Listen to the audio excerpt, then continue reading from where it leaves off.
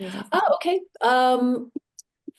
Then I'll introduce myself. I'm Natalie Rexed. I'm the founder and CEO of Black Fox Global. Delighted to see our COO, Lisa Heiner, on Zoom as well today. And Black Fox Global is a global fundraising firm. We exist to serve missions like yours in mobilizing significant resources so you can do your work in the world. I'm so grateful that you're here. It's always an honor to teach, and sorry, I don't know how to share off my text. It's always an honor to teach, and this series is particularly near and dear to my heart, more than ever because of everything that we're uh, navigating at this time. I want to shout out that February is Black History Month in the USA. And so with the next slide, you'll see that we're announcing a newly minted Black Fox Fellow, Kadi Silla. So next slide. And Kadi serves as Myriad USA's director for Africa, and she's devoted her career to Africa's social sector. And you can learn more about Black Fox Fellows by clicking the link in the chat.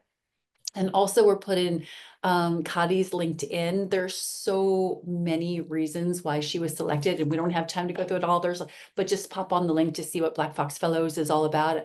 We began in 2017 or 2018, and there are many, many other fellows that we've had the honor of serving. Latanya Mopfret, the president and CEO of Rockefeller Philanthropy Advisory, Teresa Younger, president and CEO of Ms. Foundation, Dr. Kimberly Osage of Echoing Green, so many, many more. Congrats, Kadi. To do with the agenda, we're not just going into the tactical bits, but also want to talk about meeting the moment, some other fundamental things to fundraising before we get into the main event, which is the conversation around fundraising, self-ID, and engaging networks. And also want to talk about grace under pressure. So touching upon the fundraising fundamentals, I wanted to add that in there, not a deep dive, but just to make sure we're building upon a solid foundation. And so again, no deep dive, but we'll share resources from trainings and written guidance so you're as equipped as possible. The deeper dive today is to do with leveraging your native genius in fundraising, which is Asker, Connector, and Nurturer. But the session also maps to board members, and it gives you a tool to mobilize them to engage their networks, ideally from high net worth folks for that unrestricted funding, ideally multi-year funding, that more agile funding. So as you're looking probably at other revenue streams, even if you're not funded by USAID and are experiencing what's occurring, you're in an ecosystem that is in peril because of what's happening. So just want to give you what the tools you need to also not only be more effective in your fundraising journey now more than ever, but also mobilize your board. So to do with meeting the moment, let's go to the next slide. I want to first acknowledge the interesting times we find ourselves in, and thank you so much for carving out this time with me. Your leadership and growth mindset is vital now and serves as a beacon to your colleagues and your peers. And we need leaders like you who are focused upon solutions and forward progress, despite and because of the challenges the entire ecosystem is facing. Again, whether you're funded by USAID or not. I am a feminist through and through, but never wanted to smash the patriarchy. I think I really feel instead the desire to just build a better system that centers dignity for all and works for everyone.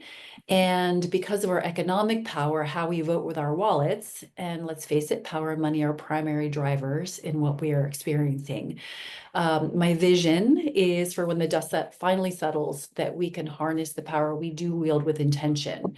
So may we ultimately leverage this time to build something better from the destruction we're experiencing now. So I love this Maya Angelou quote. And it's a great reminder that we experience the life we focus upon. For visually impaired, I'll just quickly read the slide. Oh, and please, folks, if you could be on mute, that'd be great.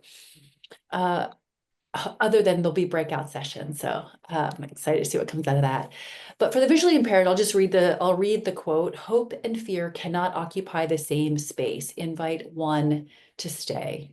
And two, this precarious time demands more than hope. It demands all of us to ask how we care for ourselves and for each other. I also want to add, maybe this is TMI, too much information, but when faced with opposition to progress and justice over the last several years in my life, I've played the video from the 2017 Skull World Forum countless times. I don't know how many thousands of plays there are, probably at least 1,000 of those plays. But we'll drop that in chat too, because I want to share it just in case it fuels your fire also. And it's also Maya Angelou and her poem, Still I Rise, but put to an exquisite visual and auditory experience, short and powerful. To do with meeting the moment, let's go to the next slide. We're going to put in recording in progress. Nope. We'll put in the chat the post that we published yesterday. There's a bird by bird post, and it's just guidance. I'm not going to linger here a lot, but it's some guidance on what to do now from a fundraising standpoint, how you can respond, not necessarily just react, but really take the pause needed. And then step by step by step, follow a strategy, a course that could set you on a stronger path. So the focus of the post is to support you in answering the question with the stakes so very high. How do we effectively prepare, respond, and persevere in these extraordinary times? Fear and contraction in the face of such destabilization is normal. It's a normal human response to attack, real or imagined, and this is very real. The stress response, the fight, flight, freeze, it's part of our human survival instinct to keep us and those we love alive. So when the lizard brain feels we're under threat, it then takes over and it keeps our prefrontal cortex from functioning. It inhibits our being able to operate from a place of grounded wisdom. So again, that's why we really wanted to put this bird by bird post together and publish it for the sector yesterday, just as part of our open source guidance. And also my hope is you'll be tender with yourselves as you navigate all that's threatening your work and your communities. So we are here to help. Black Fox Global literally exists to serve leaders like you with open source resources, guidance that's being shared here, much more guidance in the chat with links. And over the coming weeks and months, we publish Black Fox Brief. That's one consistent resource you can turn to. Now we'll put today's issue that was published a bit over an hour ago in chat. And that has a focus on USAID section as well, very specific for our times. And we'll do a relatively quick run through of some of the fundamentals in fundraising that serve as a foundation for the rest of your fundraising efforts. So master classes and written guidance are furnished as well in the chat from past sessions and future sessions. So we're not going to linger long here, but we'll go into fundamentals. And so let's go to the next slide. Great. So this is the engagement pitch. Everyone for your organization sings from the same sheet of music. This ties into the self-ID and the crafting your why and your personal narrative, but an overarching message that is clear, concise, consistent, compelling. And here are a few examples from clients we've served to illustrate how important it is that your overarching messaging is powerful and clear, and all stakeholders are consistent in how they talk about the work. And actually, for visually impaired, I will just read off the top one. So strong example, Splash is a nonprofit organization that delivers child-focused water, sanitation, hygiene, and menstrual health solutions with governments in urban Asia and Africa. So everyone on the Splash team is singing from that same sheet of music about the organizational, what it exists at in terms of a mission. And then there's also previous communications guidance for meeting the moment and updating. This is not, these mission statements are not updated to meet the moment now. We have previous guidance we'll drop in chat around crafting convincing funder-centric communications. The updated, there's a masterclass coming up on March 5th between Catalyst Now and Black Fox Global that is communications and branding around meeting the moment. So again, just trying to meet the moment and being as agile as possible. The content I originally scoped for this session is recalibrated a bit. The October 1 masterclass we did with Catalyst Now expanded on the topic of crafting your why. So we'll go to the next slide. So basically, just to touch upon it here, let's see, the that session, October 1st, there's a recording, and so that should be in chat. It's also in the Bird by Bird email, but basically you have the overarching narrative from the organization that everyone from the organization is singing from the same sheet of music. The crafting your why is why this is uniquely yours to do. So we're shining a light upon it here because it matters a great deal that funders know you're in it for the long haul. You're as deeply committed as ever to this work, and that your work together is rooted in a shared vision, shared commitment, human to human, and as equals. So it's vital to develop a narrative around why this work is uniquely yours to do, to assist in building rapport and the conviction you personally align with your mission and are dedicated to solving the issue. So here are some sample questions just to get clear on, not spending time here today, but the full crafting your why guidance we'll drop that in the chat as well. And then fundraising self ID. This is the main event today. So we'll go to the next slide. This was originally developed for boards, and it came out of my board service many years ago with an organization based in Colorado. And what I noticed was about half of the board were very heart-centered and really cared so deeply about the mission. And yet when it came my turn to speak, being on the development committee, half the board just wanted to hide under the table during fundraising conversations and felt real contraction and not wanting to step into one of the most sacred parts of their roles as fundraisers, as board members, which is mobilizing resources to the mission. And so it was originally created for boards, but it's actually great for everyone. Everyone's a fundraiser. Everyone on your team is an ambassador. Everyone can be an evangelist for the work that you're doing. And so identifying not if you're a fundraiser, but how you're a fundraiser can really help shift how you see yourself and how you see contributing to the mission. So again, this was originally crafted for boards, and when we've done board retreats in the past, it can be a game changer because a lot of the board members we found were very close. Like I would be flown in. The organization would invest a lot of money in a full day training. And yet if it's walls up because people don't feel like it's theirs to do or they feel contracted, they're not going to take in the rest of the learnings and the teachings of the day. So after some play, we jump into the fundraising self ID, and it just the level of relief the nurturers in particular feel is profound, and then they can relax into the rest of the trainings, because with nurturers there's so much money in loving your funders and recognizing that they don't have to ask their networks for money in a way that makes them feel uncomfortable, but instead have tools and language for engaging them in a very heart-centered, engaging way. It can make all the difference in how those board members show up. And a lot of boards are made up of a high percentage of nurturers because they care deeply. They care deeply about the mission. They care deeply about the world. They have a heart for the world and are doing something about it. And yet they're the ones who feel most contracted. So again, going back to how are you a fundraiser? So we're all three to varying degrees, but gaining clarity about your dominant type enables you to invest your time in where you're most effective. So it's not something that's imposed on you, but something you recognize within yourself as a native genius, something that comes to you more naturally than some of the other approaches. So for board members who are joining in this call, or if you're sharing this with your board later, this enables the development staff to quarterback you most effectively in roles that maximize your unique strengths.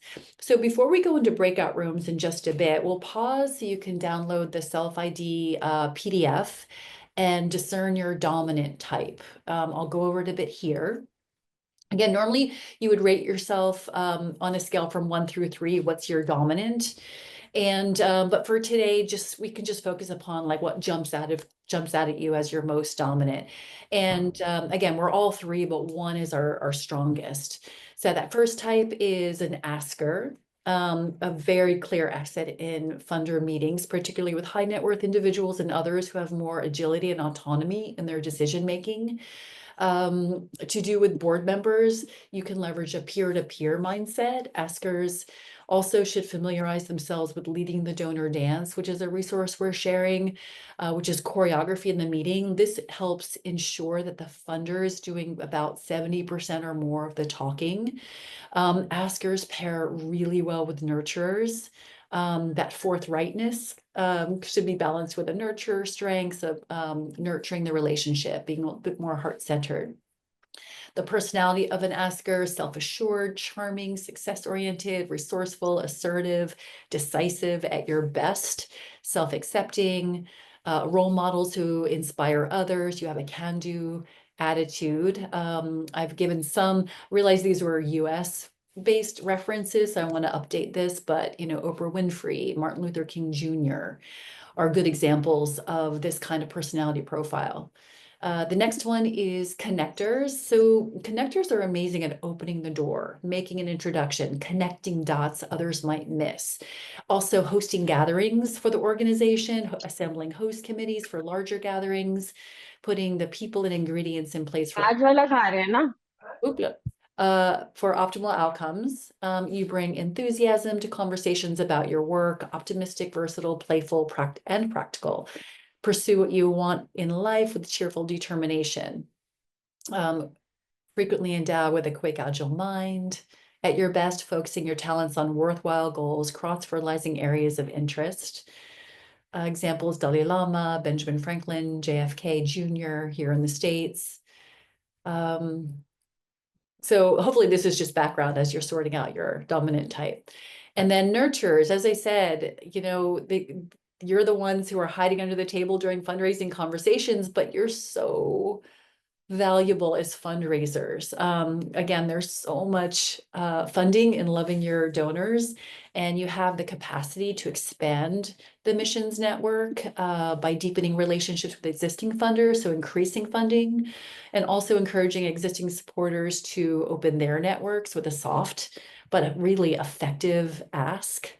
Fundraising guru Penelope Burke shares a survey from, this was a few years ago, but I doubt the numbers have changed, if at all, much, if at all. But participants in a survey were asked how a thank you call from a board member, or I posit from any number of key people in the organization, how it would impact their future giving. And she found that 93% of those polled said they would definitely give or probably give again when they were next asked. 84% would give a larger gift, and 74% would give indefinitely. So the gold in being a nurturer or having nurturers on your board is that you can transform relationships into much more deeply meaningful on every level, including financial. The personality of the nurturer: empathetic, encouraging, nurturing, appreciative, able to see the good in others. At your best, unselfish and altruistic, deeply unselfish, humble, and yes. And examples: the hugging saint, the late Bishop Desmond Tutu, Eleanor Roosevelt. So I'll stop there. Again, even if you've identified a dominant, it's still maybe a bit of a stretch for your comfort zone. So I want to just mention here that this is where, even if fundraising feels uncomfortable, if there are board members who are still feeling discomfort around going into their networks, which can be to be expected to some extent. I want to just share, I feel strongly that callings call for us to grow into them. At the outset, we don't have everything we need to fulfill the calling. The calling asks us to expand, to stretch, to challenge our comfort zones, to be as effective as possible. And I believe to evolve as a soul. I tend to go there. Black Fox was founded on the spiritual principles of love and service. So I tend to talk about soul and soul assignments and things along those lines. So really for our own soul's evolution, when a callings call for us to grow into them, we don't have everything we need at the outset of that, but we are endowed with the capacities to grow into that. And we're meant to grow into cultivating qualities that are part of our soul journey. So while there might be resistance to that discomfort, particularly around fundraising, it's an edge that's meant to be expanded to fulfill your calling.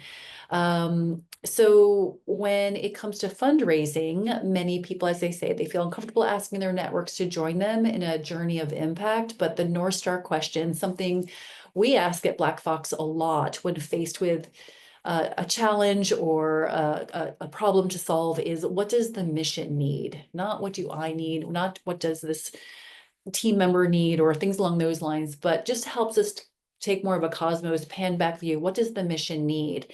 And this helps us get out of our own way and do what's needed to move the mission forward.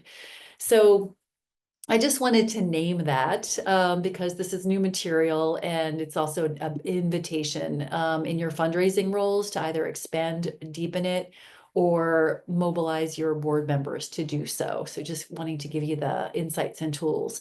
So before being whisked away into the breakout rooms, just finish determining your dominant type. I think folks should be done by now.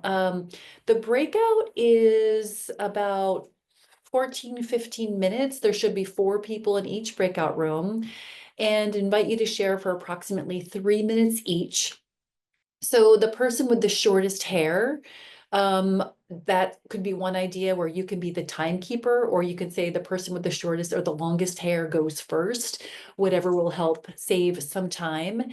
And just go over quickly your name and organization, your self-identified fundraising style, and then take the time to really share how your fundraising style is valuable at this moment in particular. All are valuable. How is yours particularly valuable at this time? And also just share a fundraising win that illustrates the power of your style, or a future win that perhaps you could envision. So with that, you will be whisked away to breakout rooms, and we'll see you in about 14 or 15 minutes. Come back. Oh, good, good. Curious how that was. I'd love for you to share in the chat which style you most resonated with, asker, connector, or nurturer, what your dominant was. It's just so interesting to see the mix among participants, especially participants like you have self-selected into a masterclass like this. Hopefully it's a good balance. It's really fascinating on boards to see what the percentage is. But for folks like you who have fundraising as your primary role, many of you, be curious to see what that mix, is. Nurture. All styles are represented in the group. That's amazing. Oh, you have to leave. Oh, no worries. There'll be a recording. We're sharing out the slides. We're sharing out the resources. All good. Everyone, yes, of course, everyone's time. Again, it's just left. Things have just gone sideways. Oh, I see another beloved that I didn't see earlier, Elliot. Patty, who's the, hey, Elliot. Mixed, but more asker, voila, asker, then connector, asker. Mixed, but more of a connector. Yeah, we're all, but again, it's that dominant side, especially for quarterbacking board members. It's nice for them to self-identify, not you telling them who they are and what they need to do, but they're recognizing it. It makes it a more cooperative collaboration in that case. Mixed two, mainler, connector, asker. A lot of nurturers. Oh, this is great. Thank you guys. Thank you, thank you, thank you. Wow, so much gold here, so much talent. So great. So what does this look like in action? So let's go back to the slides and go to the next slide on engaging your networks, or quarterbacking your board. So great.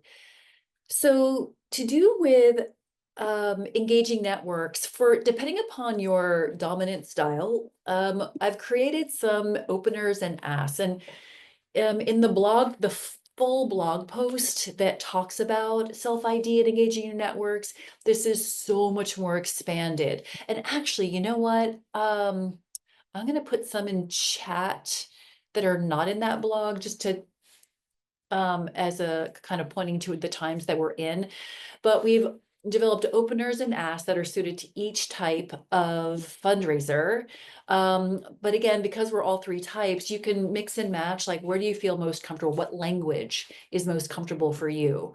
And so you can pull from, just cross-pollinate. It's also important to note that the span of time from the opener, when you're opening a conversation with a prospective funder, and when you actually make the ask, can look very different. It can be super short, it can be within one meeting, or it may take several conversations and months for the timing to be right for an informed ask. And I say informed, meaning you truly understand their priorities, their motivations. We'll share in chat today and in the follow-up, the choreography that will help you guide your meetings, leading the donor dance, and for the nurturers, strengthening funder relationships. So for the askers, a good opener, actually, I'm going to put in chat some that I've written up. Da, da, da, da. So this is for askers. I'm going to go ahead and do it myself and put it in chat.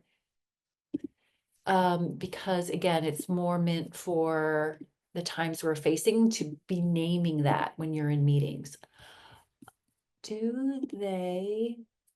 Well, it looks like it's kind of squished in together. There are three different types, three different things that you can pull from, but hopefully you can copy that.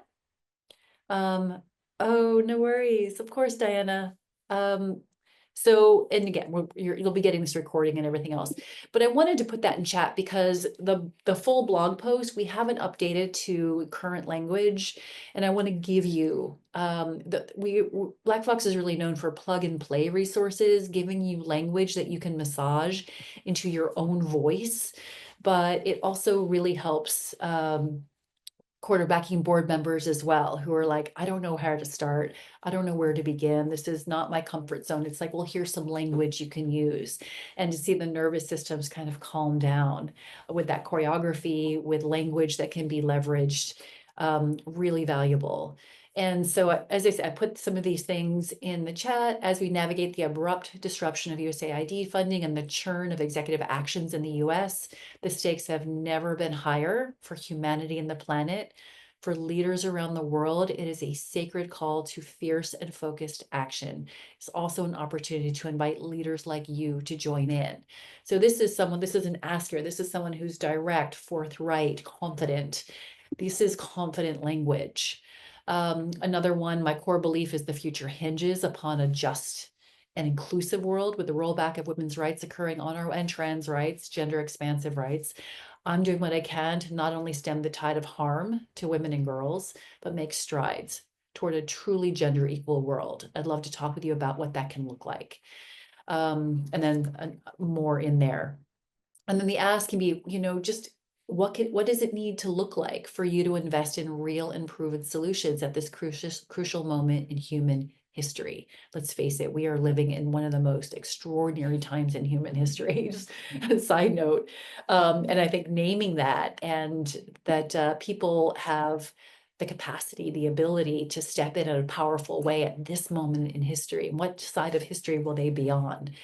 A softer way, if I were to make a if I were to ask you to make a transformational gift of X, what would you need to know to say yes?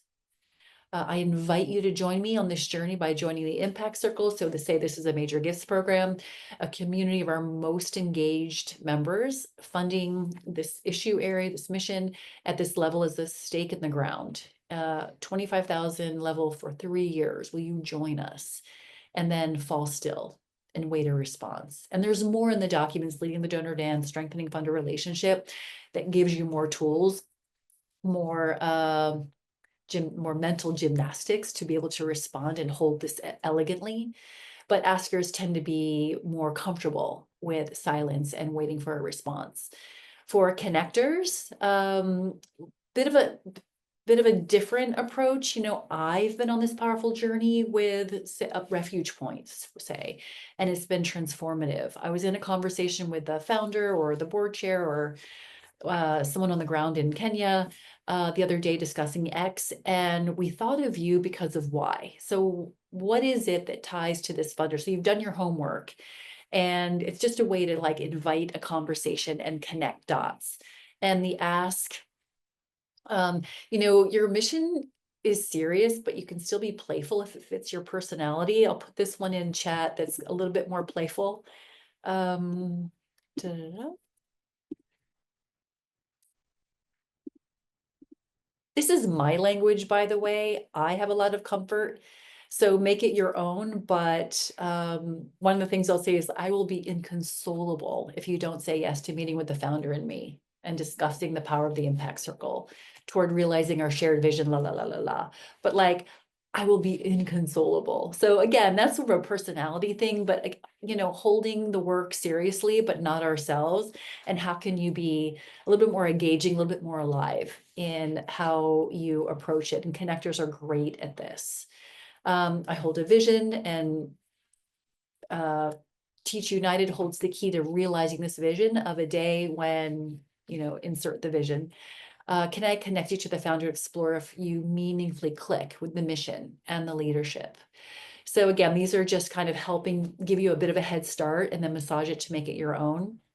To do with nurturers, as shared, nurturers are generally more heart focused, can be amazing stewards of existing relationships.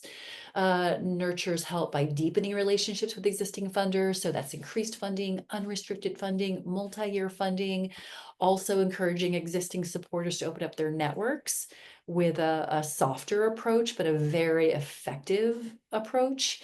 Also, for nurturers, if there's discomfort in making any form of ask, you can name it.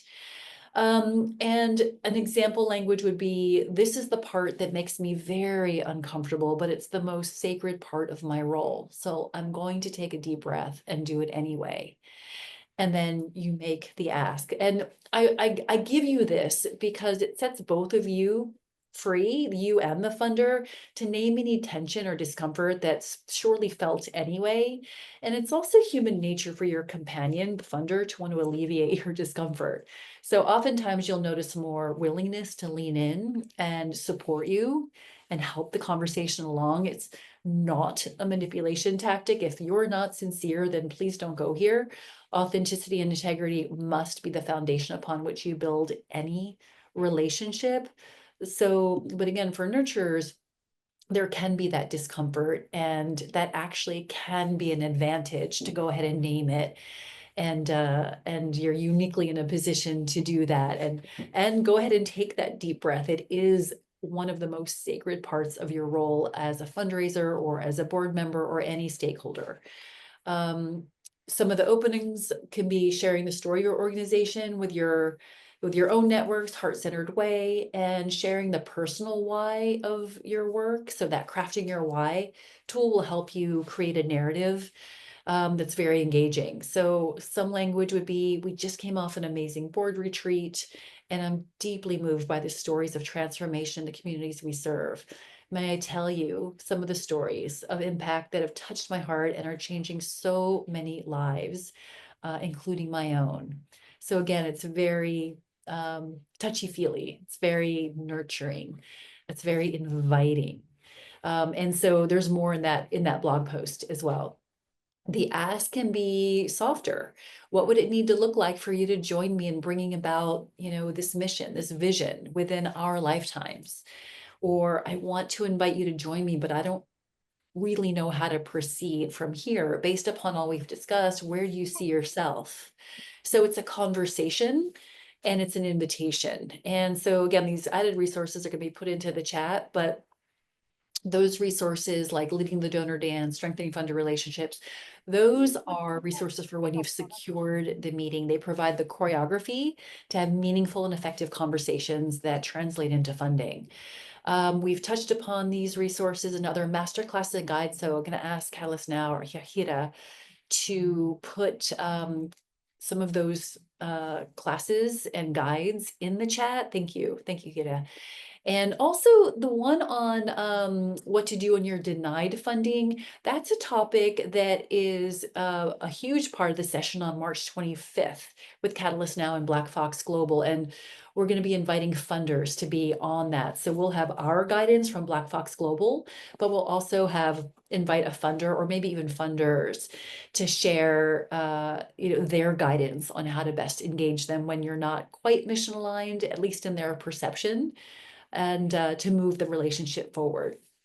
To do with leading the donor dance, in short, it's basically leading with curiosity and rooted in respect, including self-respect and self-worth. It's an exploration of if this is yours to do together. And I mentioned this earlier, the early stage conversations, the funder candidate does about 70% of the talking, and that choreography leads you to help make an informed ask at the right moment.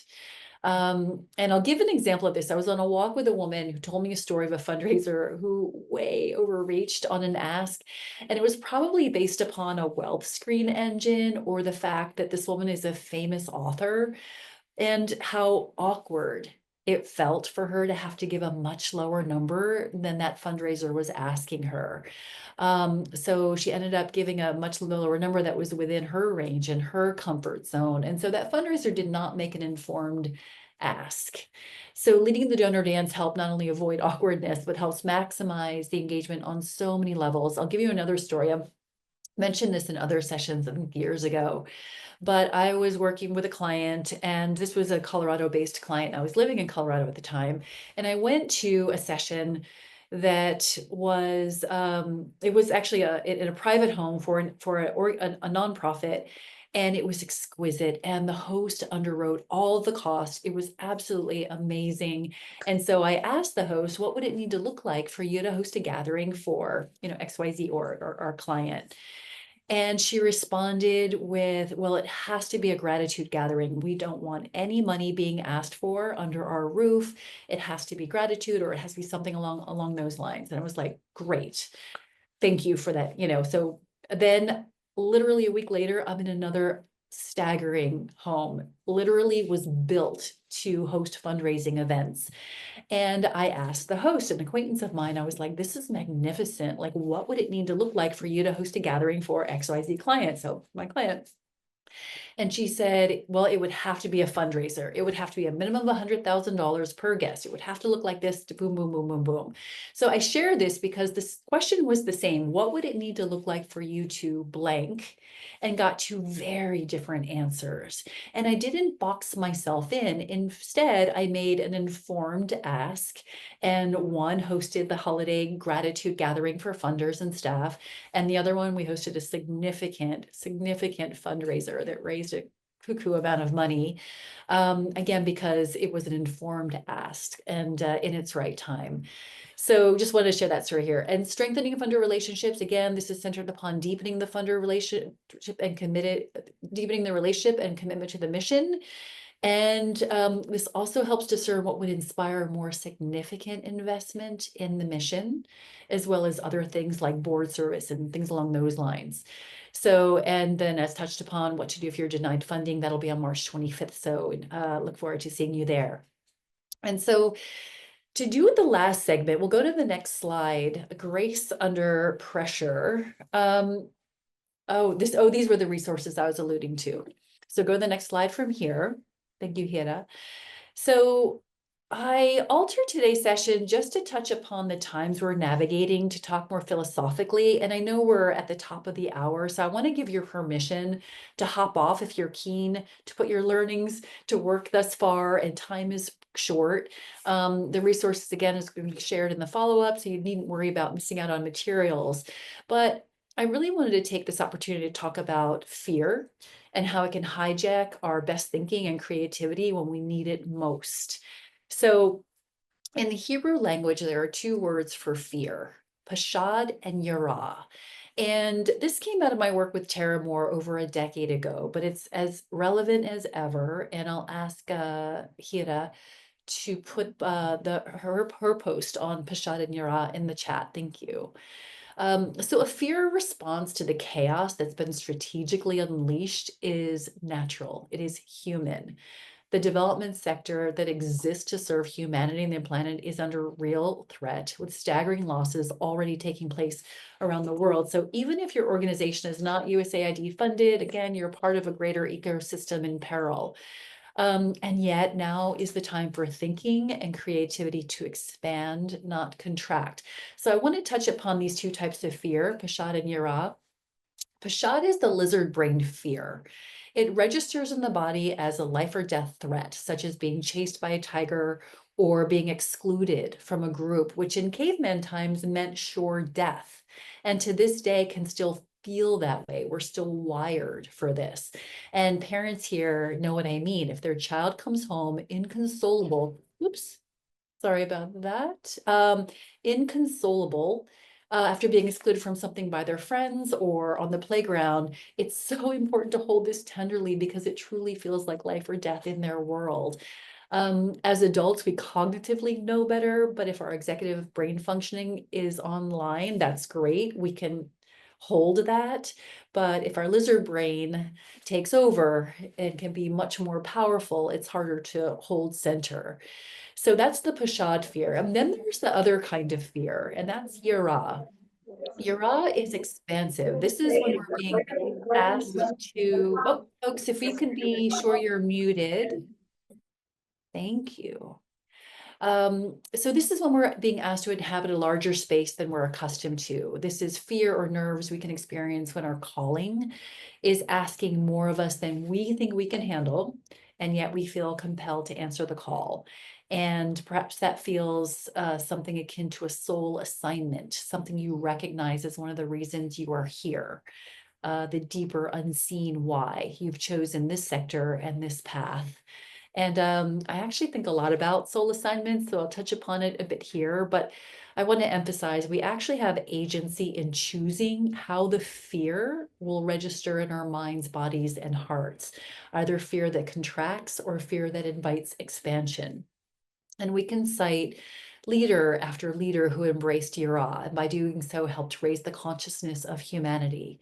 So Malala Yousafzai, Gandhi, Dalai Lama, Rosa Parks, these are historical figures who have or who are fulfilling their callings, and so many others too. It's hard to choose. There's just so many extraordinary leaders whose on some level, their soul curriculums helped them meet the moment. The soul curriculum, the concept around like you have been being built, they were key to their later effectiveness and successes. And this is our turn.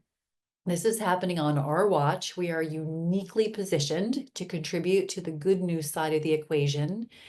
I'll also say that embracing your awe is a really effective strategy. Study after study reveals the belief is the drug. If you believe this is expansive fear, then your brain, your subconscious gets that memo and you show up differently. Your nervous system responds differently. We'll put in the chat the most recent book I read on the topic of these studies around the belief being the drug.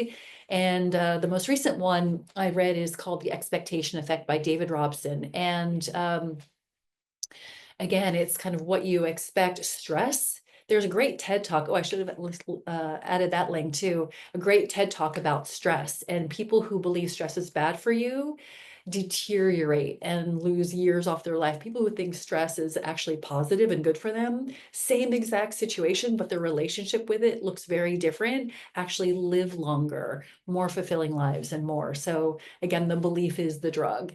And all the placebo studies, study after study after study, they're all in the book. So hopefully you can just even just Google the summary, but a lot of you by now probably know a lot of these studies. But basically neuroplasticity enables us to reframe our relationship with fear so we can respond with greater wisdom, integrity, and alignment, and a mindset that results in fierce and focused action. So why am I sharing this? Because no matter what our skills are, no matter what you learn from this masterclass, this whole series or other phenomenal teachers that are out there, if we're feeling frozen in the face of all that's occurring, we cannot be effective. So no matter how masterful we are in our roles under normal circumstances, whatever whatever that is in this sector. I just want to go back to soul assignments and want to name that they often require intense soul curriculums to prepare the way for the work you're ultimately meant to accomplish. And I don't know about you. I think it's fair to name that we've already overcome so many obstacles, if not trauma after trauma after trauma, which is what led many of us to work in philanthropy in the first place. So the invitation is to think of responding to this moment as a soul assignment, one that you have been prepared for over time through what may be excruciating life events or events in your communities. So we can frame with, I guess the invitation for us is to frame that brutal curriculum as now in service to your being a beacon of leadership for your team and the communities you serve in this moment. And this ties into another concept I first learned of from Tara Moore, the transition team. And so on the slide is the picture of a statue of Joan of Arc. This is in Paris, where nearby where I work. And while under great threat, she's attributed with saying, "I am not afraid. I was born to do this." And I often go out of my way to walk by her statue because it serves as a reminder that my soul chose to be here now, to be on the transition team to a more just, inclusive, and gender equal world where all may live in safety, peace, and dignity. So hopefully we're getting the transition team blog, the more expanded writing on this in the chat, but I just love this. And in that blog, you'll see Tara invites your imagination to play with the idea. So before you incarnated on Earth, the angels could have sat you down for a chat when you're on your way into this life. They might have said this: "Now, my dear, a little context. You are entering into a transitional time. The past, a world led, designed, and defined by men. The future, a world led, designed, and defined by everyone. The present is the transition. We've put you on the transition team." So I love the idea of the transition team, where clearly everyone who's self-selected into a webinar like this is clearly on the transition team. So in short, we are all of us made for this moment, forged by life events thus far. And so we now have the capacity to meet the moment with grace under pressure. So thanks for indulging me on that. I wanted to share something that's been near and dear to me through the years, since my work with Tara around fear, Pashada Nira, and the transition team concept, because it reminds me I don't get to hide under the bed. I chose to be here for this. The other point I want to make is protect the asset, and you are the asset. Your team is the asset. I don't need to bang the drum on this very much because there are tremendous initiatives. The Wellbeing Project is one, also beloved client. But sharing links to some of my favorite resources in chat: Yoga for Grief. The morning of the election, when I discovered, well, for me in France time, I did Yoga for Grief. So this is one of my favorite yoga teachers, Yoga with Adriene. I sobbed for 25 minutes. It moves so much energy through.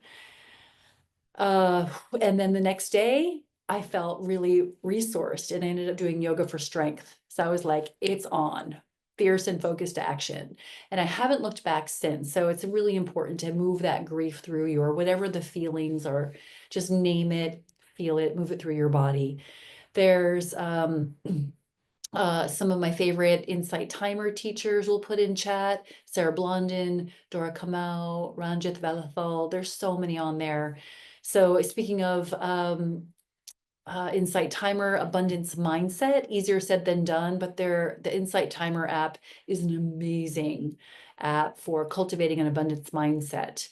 And even if you have to fake it till you make it, we're here to help. Actually, the black fox in the spirit world is a symbol of abundance and wealth and prosperity.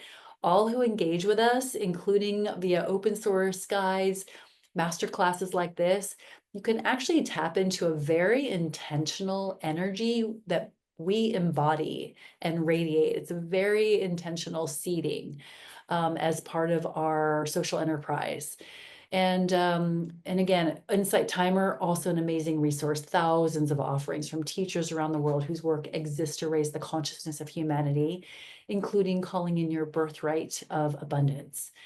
And last but not least, and then we'll be closing up. Oh my gosh, I have a minute. Oh la la.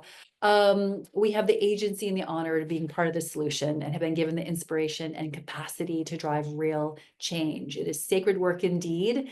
And the icing is that we get to do this work in community. And I'm so grateful to be on this path with other souls who chose to be here in these strange times and serve on the transition team alongside me and the team at Black Fox Global. So thank you, thank you, thank you.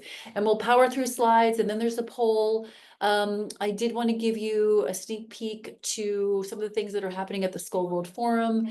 We're again hosting for the third year the soiree with some amazing co-hosts. And there's a document that's not yet published. You'll see some comments here and there on maximizing Skull. It went absolutely viral last year. So many amazing resources to help you navigate Oxford. It's also really applies to any sector convening that you're attending. And with that, I'm going to turn it back over to Catalyst now, because I think there's maybe some announcements. Yes, You'll see the next slide. Yeah, you'll see the next slide is the series that Black Fox Global is co-hosting Catalyst now. The poll was just posted, and we love this feedback. It helps me serve you better. It helps all of us serve you better. So please take that moment to fill that out. And then also, Catalyst now has other fundraising and sector resources and webinars coming up. So they'll share that in the chat as well. yes. Thank you, Natalie. Thank you so much. I think it was an amazing session and we've learned a lot, but also you gave a lot to think to all of us, I guess. Thank you for your continuous collaboration with Catalyst Now. And as everyone is giving their feedbacks on the poll, like you mentioned, we have upcoming series in the Black Fox Global Fundraising Masterclass series, and Cindy will share all the registration links in the chat. And next to it, we are also having different fundraising masterclass toolkit series. This is about the Catalyst Now toolkit series, which we created with the support of Black Fox Global for Impact, BackupID, and Co-Impact. So you're gonna be seeing the registration links in the chat for that series as well. Well, I would like to thank everyone for participating, and to Natalie and all the Black Fox Global team for their continued support and collaboration. So like we always do on Catalyst, let's say goodbye in our native languages.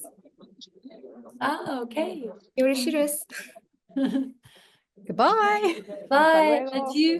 Do widzenia. Harry. Hi, everyone. Thank you. Thanks for being here. Thank you. Thank you, Natalie. Bye-bye. Thank you, Bye-bye. Natalie. Adiós, gracias.